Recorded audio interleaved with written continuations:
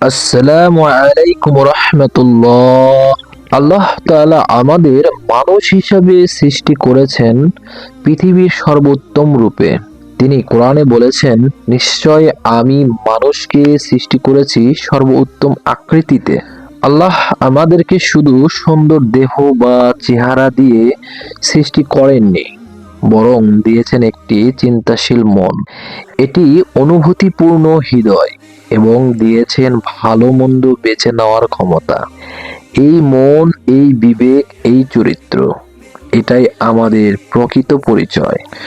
দুঃখজনক হলেও আজকের যুগে মানুষ চেহারার সৌন্দর্যকেই বেশি মূল্যায়ন দেয়, কিন্তু চরিত্রের সৌন্দর্যকে ভুলে গিয়ে চেহারা ক্ষণস্থায়ী।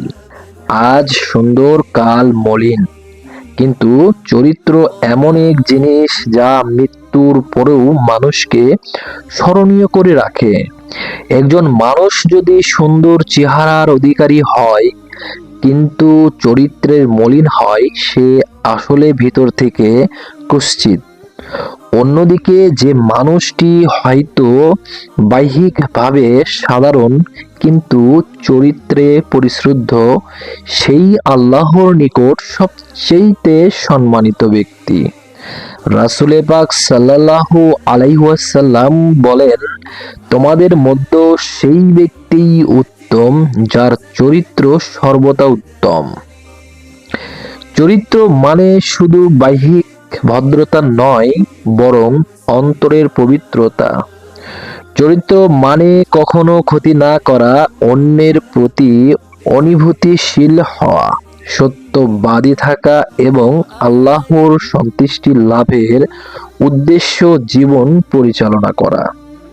একজন সুন্দর চরিত্রবান মানুষ কখনোই কাউকে কষ্ট দেয় না, কারো সম্পর্কে খারাপ কথা বলে না, গীবত, পরনিন্দা করে না, অহংকার করে না। চেহারা সৌন্দর্যের চোখ ভরে, কিন্তু চরিত্রের সৌন্দর্য মন ভরে না।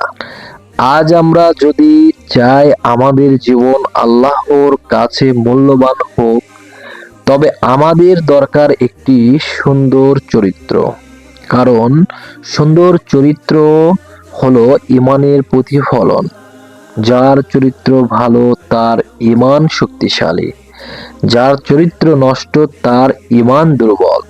তাই আজ থেকেই আমরা চেষ্টা করব নিজেদের চরিত্রকে সুন্দর করে তোলার, নিজেকে গড়ে তুলব এমন একজন মানুষ হিসাবে যাকে দেখে মানুষ বলবে, এই মানুষটি সত্যি আল্লাহ তাআলাকে ভয় করে এবং চরিত্রবান এবং আদর্শ। চেহারার সৌন্দর্য মাটির নিচে মিশে যায়, কিন্তু চরিত্রের সৌন্দর্য মানুষকে জান্নাতের পথে নিয়ে যায়। আলহামদুলিল্লাহ।